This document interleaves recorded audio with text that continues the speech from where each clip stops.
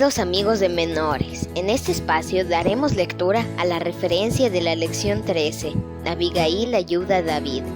El pasaje lo encontramos en el libro Patriarcas y Profetas, capítulo 65, páginas 653 a la 657.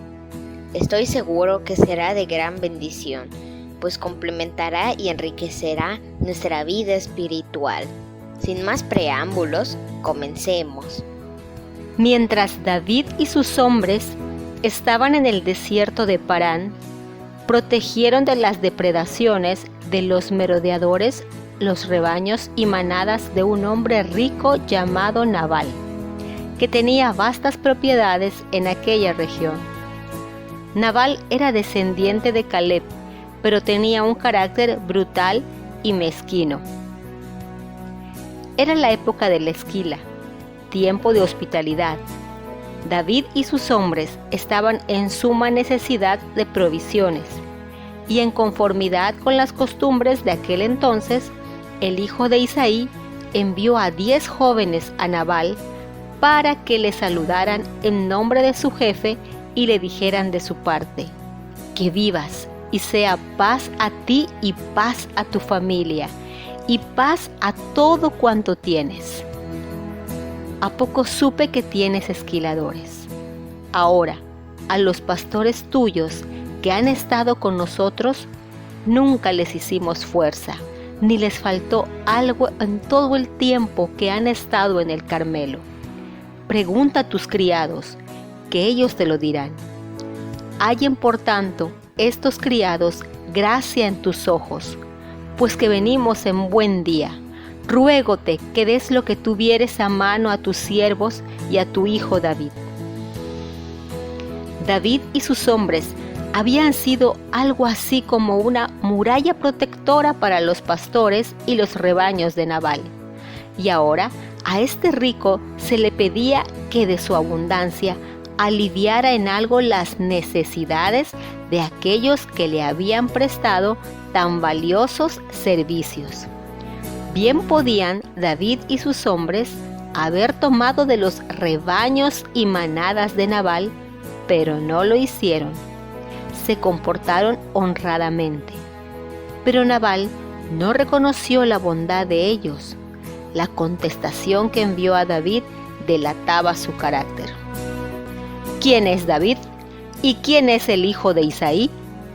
Muchos siervos hay hoy que se huyen de sus señores.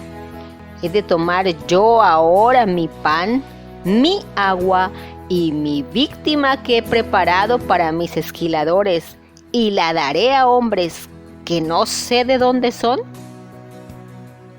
Cuando los jóvenes regresaron con las manos vacías y relataron lo acontecido a David, este se llenó de indignación.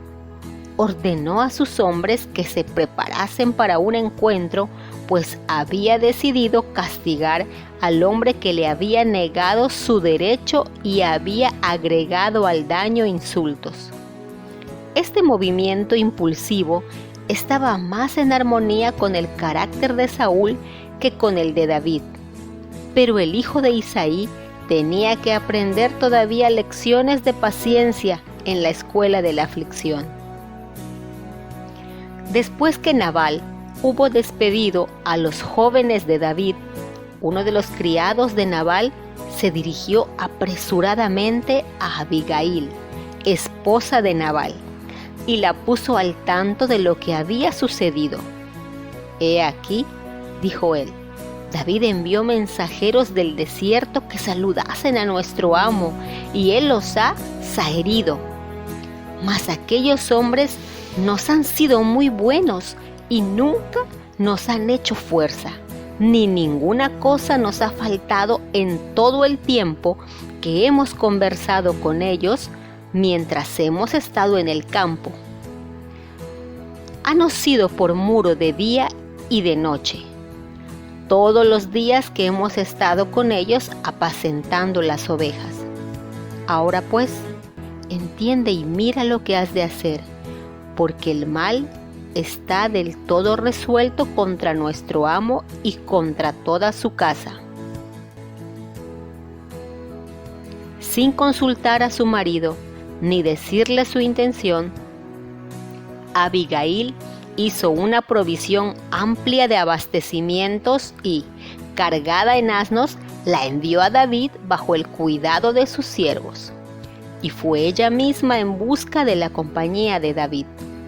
La encontró en un lugar protegido de una colina. Y como Abigail vio a David, apeóse prestadamente del asno y postrándose delante de David, sobre su rostro, inclinóse a tierra y echóse a sus pies y dijo: Señor mío, sobre mí sea el pecado, mas ruégote hable tu sierva en tus oídos y oye las palabras de tu sierva. Abigail se dirigió a David con tanta reverencia como si hubiese hablado a un monarca coronado. Nabal había exclamado desdeñosamente: ¿Quién es David? Pero Abigail le llamó Señor mío. Con palabras bondadosas, procuró calmar los sentimientos irritados de él y le suplicó en favor de su marido, sin ninguna ostentación ni orgullo, pero llena de sabiduría y del amor de Dios. Abigail reveló la fortaleza de su devoción a su casa y explicó claramente a David que la conducta hostil de su marido no había sido premeditada contra él como una afrenta personal, sino que era simplemente el arrebato de una naturaleza desgraciada y egoísta. Ahora pues, Señor mío, vive Jehová, y vive tu alma, que Jehová te ha estorbado que vinieses a derramar sangre y vengarte por tu propia mano. Sean pues como Nabal tus enemigos y todos los que procuran mal contra mi señor. Abigail no atribuyó a sí misma el razonamiento que desvió a David de su propósito precipitado, sino que dio a Dios el honor y la alabanza. Luego le ofreció sus ricos abastecimientos como una ofrenda de paz a los hombres de David, y aún siguió rogando como si ella misma hubiese sido la persona que había provocado el resentimiento del jefe. Yo te ruego, dijo ella, que perdones a tu sierva esta ofensa, pues Jehová de cierto hará casa firme a mi señor, por cuanto mi señor hace las guerras de Jehová, y mal no se ha hallado en ti en tus días. Abigail insinuó el curso que David debía seguir. Debía librar las batallas del Señor. No debía procurar vengarse por los agravios personales, aun cuando se le perseguía como un traidor. Continuó diciendo: bien que alguien se haya levantado a perseguirte y atentar a tu vida, con todo, el alma de mi Señor será ligada en el haz de los que viven con Jehová, Dios tuyo. Y acontecerá que cuando Jehová hiciera con mi Señor conforme a todo el bien que ha hablado de ti, y te mandare que seas caudillo sobre Israel, entonces, Señor mío, no te será esto en tropiezo y turbación de corazón, el que hayas derramado sangre sin causa, o que mi Señor se haya vengado por sí mismo.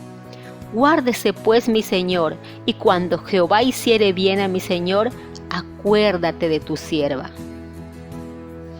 Estas palabras solo pudieron brotar de los labios de una persona que participaba de la sabiduría de lo alto. La piedad de Abigail, como la fragancia de una flor, se expresaba inconscientemente en su semblante, sus palabras y sus acciones. El Espíritu del Hijo de Dios moraba en su alma. Su palabra sazonada de gracia y henchida de bondad y de paz derramaba una influencia celestial. Impulsos mejores se apoderaron de David y tembló al pensar en lo que pudiera haber resultado de su propósito temerario. Bienaventurados los pacificadores, porque ellos serán llamados hijos de Dios. Mateo 5:9. Ojalá que hubiera muchas personas como esta mujer de Israel, que suavizan los sentimientos irritados y sofocaran los impulsos temerarios y evitaran grandes males por medio de palabras impregnadas de una sabiduría serena y bien dirigida.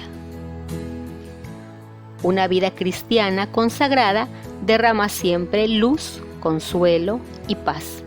Se caracteriza por la pureza, el tino, la sencillez y el deseo de servir a los semejantes.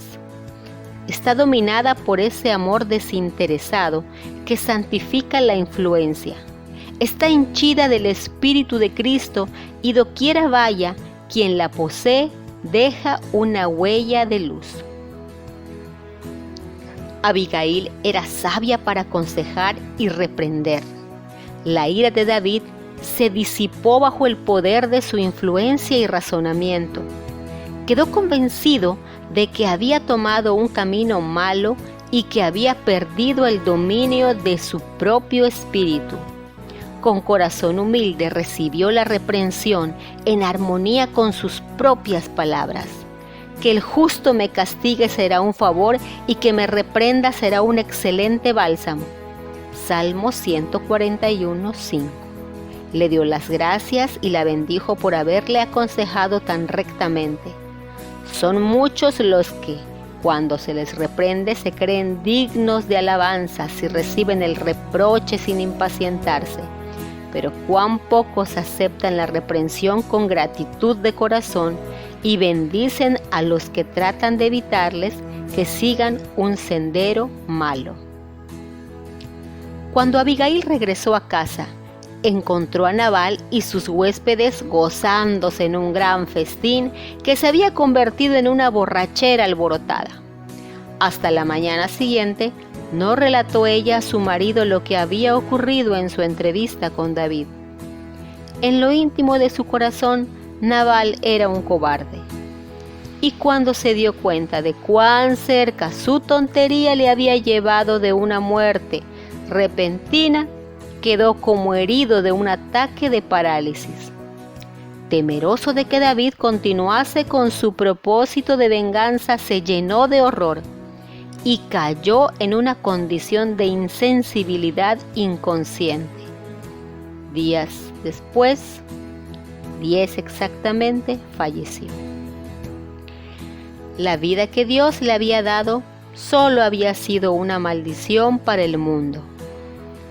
En medio de su alegría y regocijo, Dios le había dicho, como le dijo al rico de la palabra: esta noche vuelven a pedir tu alma.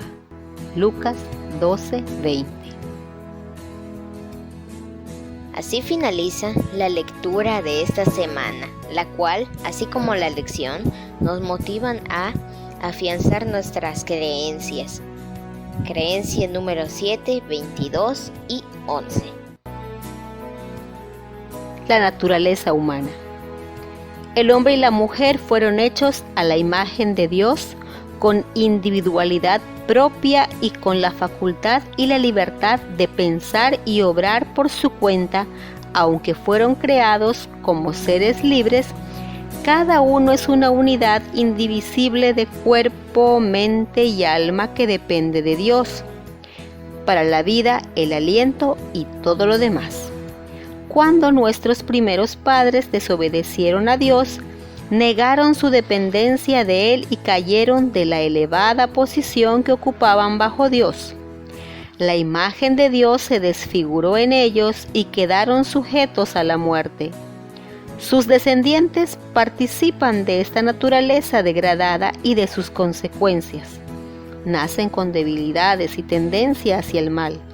Pero Dios, en Cristo, reconcilió al mundo consigo mismo y por medio de su Espíritu restaura en los mortales penitentes la imagen de su Hacedor. Creados para la gloria de Dios, se los invita a amar al Señor y amarse mutuamente y a cuidar el ambiente que los rodea. Creencia 22. La conducta cristiana. Se nos invita a ser gente piadosa que piensa, siente y obra en armonía con los principios del cielo, para que el Espíritu vuelva a crear en nosotros el carácter de nuestro Señor, participamos solamente de lo que produce pureza, salud y gozo cristiano en nuestra vida. Esto significa que nuestras recreaciones y entretenimientos estarán en armonía con la más elevada norma de gusto y belleza cristiana. Si bien reconocemos diferencias culturales, nuestra vestimenta debiera ser sencilla, modesta y pulcra, como corresponde a aquellos cuya verdadera belleza no consiste en el adorno exterior, sino en el inaccesible armamento de un espíritu apacible y tranquilo.